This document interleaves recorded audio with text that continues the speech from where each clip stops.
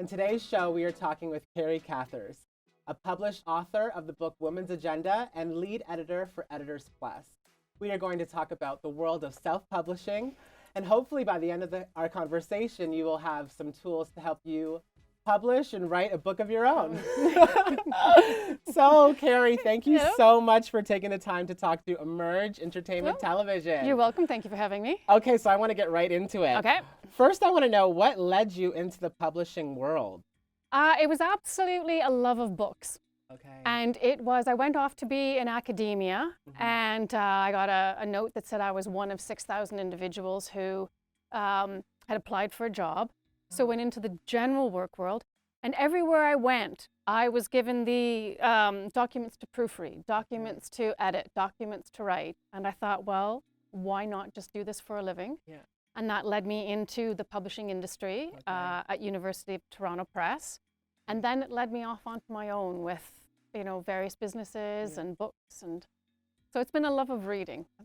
A love of reading, because you have a PhD, so you must really love to read. Yes, I do love to read. I am a dork, I will say that. So how was it getting into, I don't have to be a dork to read though, right? No, but the stuff I read. Yeah, so how was that, getting your PhD? How many years and what was that process I did it part-time, and I did it in England, so it took about 7 years. So I worked on and off with it, and it was a lot of reading. It was fascinating because we would go to archaeological digs or we would go to museums, and the things we talked about were right there. So the PhD was in archaeology? No, it was in history. So medieval history. Okay. So that's a lot of reading, a lot of dead languages, a lot of really exciting things about post holes and. Oh my God. Yes. So do you like Game of Thrones? I don't know. Yeah. So you didn't talk about history in your book. Your book is on a completely different topic. So what inspired the book? It was with a friend of mine who was given it, and it was promoting women. So promoting and making people aware of the accomplishments of women. And it was an annual thing that was done. So I felt quite honored being brought in for that project. So you talked to, I think there was artists and psychologists. So how did that process in finding the people that you knew you wanted to have in that book, how did that go? Was it a collaborative thing between you and that partner? Or? It was. We would go through. It was fun because it took me a little bit back to my research days, where it's go into this little cubby hole and then search through, and then we would sit down and we would throw out names, and it was almost a prove to me that your choices should be in this book. So you almost had to give a selling pitch for each of the individuals. Yes, to be included in it. Yes. So that book you had. It was a collaborative effort, but you still had to write on your own, I'm sure, for portions. So what's your writing process like? Like, there's people who write a bunch of napkins and books and then they edit it together. So what's your process like? My approach, when you walk into a coffee shop or a library and everybody has their laptops, I'm the person sitting in the corner with paper and pens. Me too. I'm very analog. And it's I think the way that my brain works, but it's very much when I'm doing something such as the agenda, where you have to choose the pieces, it's throw out every idea, go through a brainstorming, and then take that down to make it a little bit smaller, and then create order from it, and then pick what you need and you want. And you classify everything as need, want, and should. Okay. And then you get rid of the want and should, and you just keep what you need. Keep the need? Yes. But what if I want a little something? And when I was told that, when I first started that, I thought, this person's an idiot. It was done by an individual who was my supervisor, and I thought, and that was about 15 years ago. Wow. And I have never included a should or a want. Always the need. Always the need. And that kind of helps you edit down the information to its core. Yeah. What was the best part of writing your book, and writing in general? What's the best part of it for you? Like, what do you enjoy? Like that coffee shop stage, or I think the best part is when it's finished. I think because I'm someone who loves writing. When people come up and say it's difficult, it's like preaching to choir. I know that, and it's the working through. And I think that it's when you see it and it's finalized, and especially with working with clients, I think the best moment is when they say, this is what I want. This is what's helpful. or they think I never would have said it that way. Yeah, because you edit, so I do. Yes. Are you harder on yourself when you're editing? Do you edit your own stuff? I edit my own stuff, but then yeah, But when I have things such as the agenda, then it goes to other people too, because you can only be so critical with yourself because you miss things, and there's sometimes. Do you have like a friend that you? I've got a couple of people who are editors as well. To give your stuff to, because who does the editor go to edit their stuff? Yeah, it's all kind of a little family of us, and it's like, here, can you read this? Do you have the same rules when you're editing someone else's work that you have on your own? It's the same standard? Same standard, same everything, yeah. Okay, so what was the worst part of writing your book, and what was I guess the most challenging and the worst are the same thing, but... Yeah. I think it was taking because the word count, and I think whenever you walk into any document, it's always the word count. It seems like a lot, and then you start writing, and it was getting a whole life down into a few words, and trying to hit what was the important parts. But why can't you just have a big book? They only want, the publisher sets the word publisher. count. Okay. Yeah, so we're going to get into that because I feel like in self-publishing there are no rules, right? Oh, wait. There are no rules, but there are guidelines. Okay, there's guidelines. Yeah. So, for your standard book, like how many words do you have to work within then? It depends on the genre. Most of them are... Let's break down the genres then. Okay, yeah, so there's there's lots of genres. There's kind of, the genres. There's kind of the clump where it's general fiction, including horror and romance as well. Okay. And they are minimum 70,000. Words? Oh, God. Maximum 90,000. Okay, yeah. 90,000 max. Maximum. Okay, for so your this first is for book. I'm thinking movies now, rom-coms. No, romantic novels, sci-fi, so that's 90,000 words. Max. At the absolute most. For a first And you have to edit all those words. And for a first-timer. Okay, wow. And if it's, minimum they'll do is 60,000, but if anything between 70 and 90, for all of those of us who like, the fantasy and science fiction. I'm thinking 60,000. Yeah, I have a hard time writing a 500-word article, and then thinking 90,000. Okay. 90,000, yeah. Okay. But for some of the other specialty ones, it's 100,000 to 125,000. Wow, and that's in other genres. Yes, fantasy and science fiction especially, because there's the expectation of world building. Okay. So there's a lot more description in something which is, when you're trying to explain your created world, like Game of Thrones. Yeah, when you're trying to creating explain a whole world. Rather than talking about or Harry something Potter, right? Yeah. Yes. Okay, so since we're already getting in there, Kerry has provided us with some steps that can help you improve your own writing and help you publish your own book. We are going to go over these steps one by one and discuss them in detail. We're calling this Kerry Cathers Cares. 9 tips you need to become a successful self-publisher. Yes. Okay, so number 1, approach it as a publisher, not as a writer. Because you have to think of it as a business. Yeah. Because there's to get you into a regular routine, to get you actually producing quality work.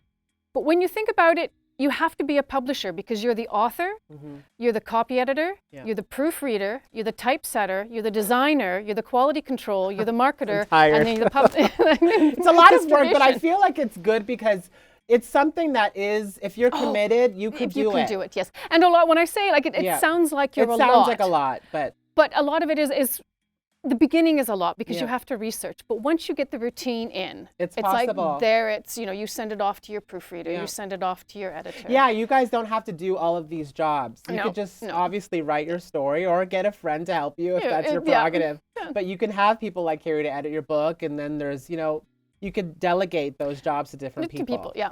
Then you realize, because there's this idea that, and people who have been successes as self-published think that, I write my book, I upload it to Amazon, and then I'm a millionaire. Yeah, and there's a lot more to it. So when you have a realistic idea, then you break it up, and then you're more likely to succeed because you're not trying to do everything at once. Number 2, have a business. Have a business plan, Have a business plan, and it's important incorporated. And so should I incorporate? Oh, no, you don't want to incorporate. Oh. You don't have to incorporate. But I want the INC, so I'm legit. Oh, no? Okay. No, especially with something like this. Okay, so don't incorporate. No, Why? because you don't have employees. Okay. You don't have a board of directors. But my cat and my mom could help me. I can't write them off, or...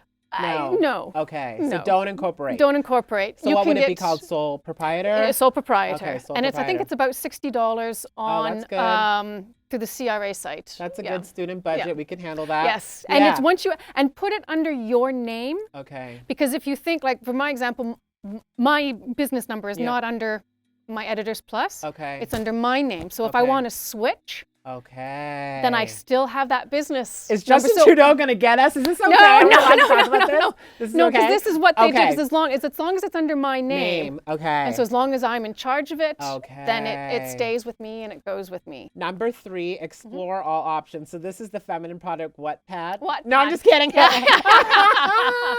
I'm sorry. No, this is a legitimate business, guys. Let's be serious. And it's Canadian. Oh. And it's based in Toronto. Even better. Yeah. So there's traditional electronics. So this is the Amazons of the world. Yeah, so this is looking, a lot of people think just going in and I want to be self-published. Okay. And that's what they go focus for. Well, I always say, like, throw the net wide. Like, if you ever want to be traditionally published, start with that. It costs you nothing. You send out your query letters. And while you're tidying up your book, so what's the query letter? That's just like, this is what book is about. It's like when you're applying for a job and you have your cover letter. So a query letter is your cover, because it's basically called a query letter because it's asking whether or not you want to see my full manuscript. Oh, so we're still pitching this to publishers? Yeah, I would say if you ever eventually want to self-publish, might as well. Oh, okay. No, like so to the traditional. Okay. So go to them first. Okay, so even though you guys want to self-publish, Kerry's saying, why not? Why not just send it out to, you know, it costs you nothing. The big publishing houses and to agents. And if they say no, it's like, well, then I'm going to do it on my own. Then you can self-publish. That's right. Then you can self-publish. Okay, and the reason I sometimes say that is because if you start putting work out in the self-published, then there's the extra problems of, well, that's your only book. Do you have what's next? We're not going to publish what's already out there. There's extra elements to it.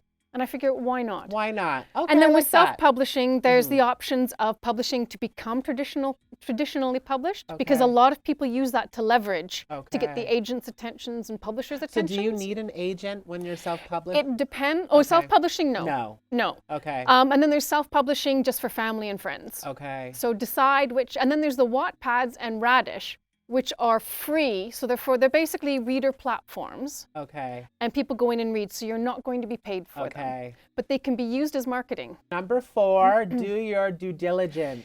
Yeah. Research for quality companies. So is that looking for Amazon and stuff? Or this is like EditorsPlus? This is doing, this is doing, because editing the book. Self-publishing is non-regulated. Interesting. So it's the Wild Wild West. No, it is the Wild West, and it is anything goes. And so you're paying. There's elements where you're paying for the service. Okay. You're not paying for the quality, and it is very, very difficult if something goes wrong to get reparations. Okay. Because you don't have an authors union behind you going to the big publishing houses. The 2 big sites are Writer Beware. Okay, what is that? WriterBeware.com? Yes. Okay, Writer Beware, Google it. Yeah, and the other one is, it's Predators and Editors. Now, I would say if you're going to do one, do the Writer Beware. Writer Beware, okay, and guys? So any company... Be careful of the frauds out there. Yes, and any company, and it's not, because some people think that once you find a company that's legitimate, you're safe, but it's not that way at all. Wow. So what you want to do is, when you find some of the companies, is just go on and do a search on Writer Beware. Number 5, think long term. Yes. But I just want to get my book out now. Well, it's for the book, but when you're sitting down and you're making your plan, if you're just looking at one book and then you look at the next book, then you start, you're not capitalizing on everything. You're thinking short.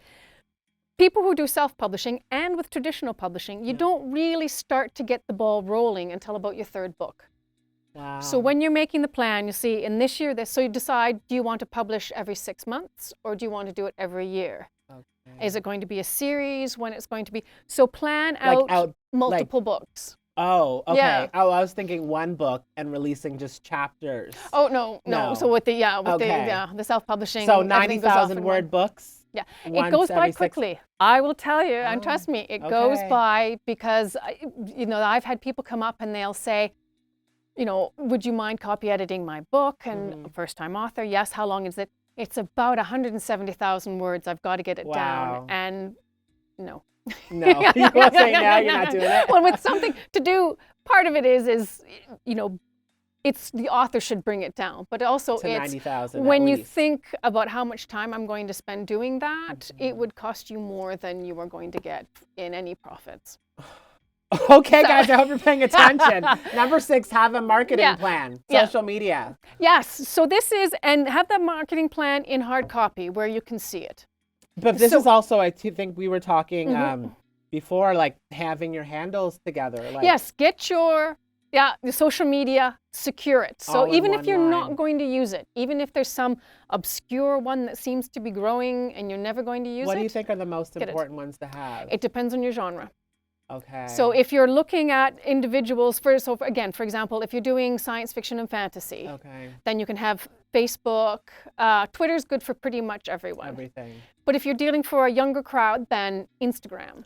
So if you know that your brand is like the Blue Stairs, make sure all of your handles are at the Blue Stairs. Yes. Twitter, Instagram, Facebook, TikTok, you want it, Tumblr, you Pinterest, want them all the same. The list goes on. Yeah. Just make sure they all line up because it's more professional that way. It's more professional. It's also easier for people to find you. Yes. So it doesn't matter then what platform they go on. They know. They know it's the same username. So that kind of ties into number 7 of be professional. Yes. So the more professional the book, yeah, the more successful it is. So even if you're just doing Wattpad, so you need a cover, and you don't necessarily need you can start with the early ones, and this is why I say think long term, because when you're beginning, like you're not really going to start making money till the third. So you can the third book, that's proven. Yeah. Oh wow. Yeah, because again, like 90,000 times 3. Okay. yeah, you've got to be, and this is again with being a publisher, you've got to be the dedicated. Yeah. So, there are sites where you can, like Canva, Canva. Yeah, I've heard of Canva. Where you can get, and there's Pixels and I think Pixababy, where you can get pictures. And you can go to the library. And if you're good at Photoshop, because I know a lot of you guys are good at graphics or whatever. You can make your own. Make your own. And then when you start, raking in the money, then you can start, looking to hire the designer. But you need, because there are some out there that have no cover. If there's no cover, it's like a dating site. It's if good you to don't have see a cover, a picture, don't you think? you have to have a cover. You have to have a cover. And you have to have your name and your title. Can you go, what if you want to be anonymous? You can go, I wouldn't go anonymous, I'd use a pen name. A pen name. Yeah. But then you got to stick to it. And then you can't be mad if that book becomes huge and you're like, guys, it was me. And it's like, So you kind of have, you have to decide. But I would say a pen name. But it's also some of the people who talk about Wattpad and getting feedback, and some of the self-published people I've talked to, they get feedback saying, wow, your book was great. There were hardly any errors in it. So, we're talking about, taking out the typos, getting it grammatically correct, making it look nice. So that it is a professional quality. That helps if you ever want to be traditionally published, because they will look at what you've produced.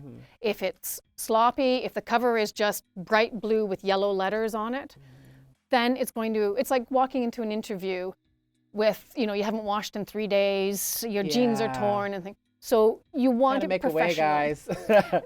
If you're out there and you want to, again, with Wattpad and other elements with it, it is leverage saying, especially if you're ones that aren't necessarily fitting the nice little box.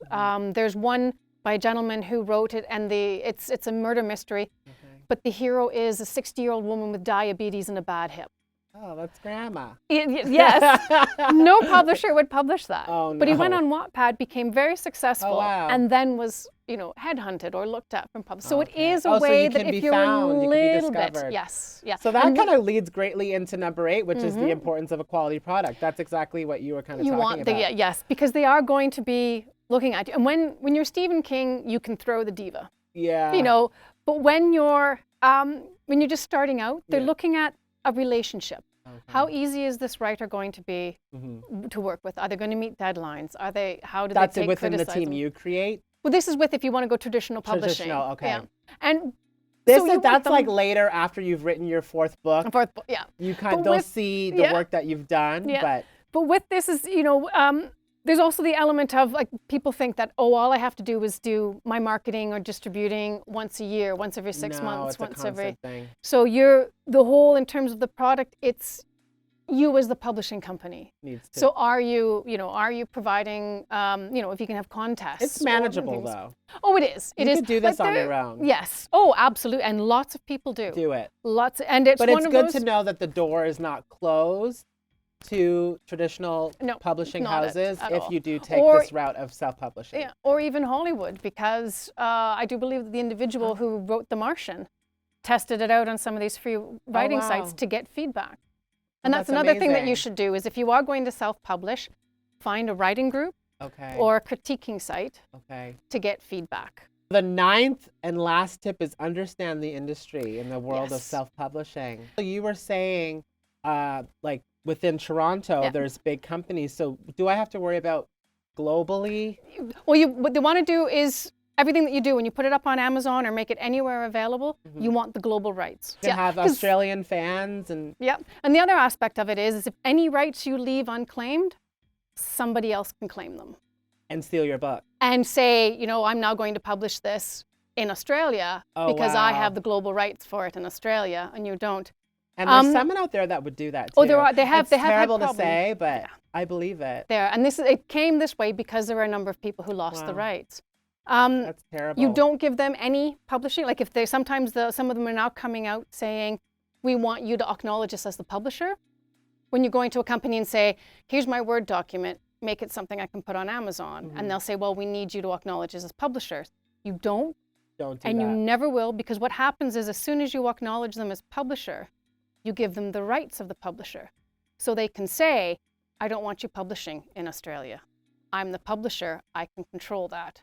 So No, you don't want that. everything listed under you. You give away no rights. So what do we need them for then? Can't we just upload it on our own to Amazon? It's a What's different. the benefit of going to a Amazon company? now has a free where you can upload it. Okay. And again, when we're thinking long term, if you are looking at 3 or 4 books, there's software out there. Think about investing in that because then you're not paying a typesetter or a designer or Amazon. The problem with Amazon is you send it and they're not checking for errors. So their solution to doing your proofreading is we'll produce the book, you buy a copy, we'll send it to you, you read it, you find the errors, you re-upload it, you buy the book, you look for errors, and Oh my So if God. you're controlling it yourself, then you can see the end product. You can make the errors. And also, if you want to, if you have a 3-series book, Yeah. and you're on book 3 and suddenly you realize, oh my goodness, I want to do a book 4. 4. You can go into your, if you own the software, you can go into all those previous books, change it to series, one you of can 4 go back back and change it. and upload it again. If you do that with Amazon, you've got to go in, go through the whole process again, buy the book, look at it. So you can make alterations. And and there are always people out there who will find typos in books. I am guilty. And if you get someone who actually sends you an email or sends you, you can go in and make those changes. So, if you're just doing one book and that's it, or you're going onto a format. Do you suggest someone going in and just wanting to write one book, or do you think they should always kind of I would find say, a way to make it stretch out? I think if you're doing your memoirs, yes. one book. But I think if you want to get into this, it's, there are people who have been doing it for years and if you love writing and if, doesn't matter whether or not you become the next J.K. Rowling or, maybe you will, think of it long term. And this applies to like an art book if someone wanted to just photographs. yeah. This And there's goes for options anything. I know I have a friend who does painting and she does it every year. Takes her paintings and makes calendars out of them, makes agenda books out of them. So it's, think of it as something that's lifelong because it is something that you have to like. Because again, 90,000 words, and if you don't like writing. Well, you can do 90,000 pictures. 90,000 pictures. Yeah, so, and it becomes, and I think what's great with this is it allows it to become broader than what the publishing world thinks of as marketing. It can be completely yours and it can be passion piece after passion piece and you get to control it. Oh my God, well that was the top 9. Thank you so much for those great tools, Kerry. You're welcome. Hope they're helpful. Thank you so much for you're being welcome. a guest on Emerge Entertainment Television and sharing your story. I hope it's helpful because, it is a great industry, but it's a big one. It's a big one. Yeah. And it is tough, but I think that all the knowledge you've given them, I hope you all had your pen pads and teacups out because this was a lot of tea, information that you could use to bring you that much closer to writing a book and sharing it with the world. Thank you again, Kerry. Oh, you are welcome. Okay, well, that's it for Emerge Entertainment Television, and we will see you guys in the future.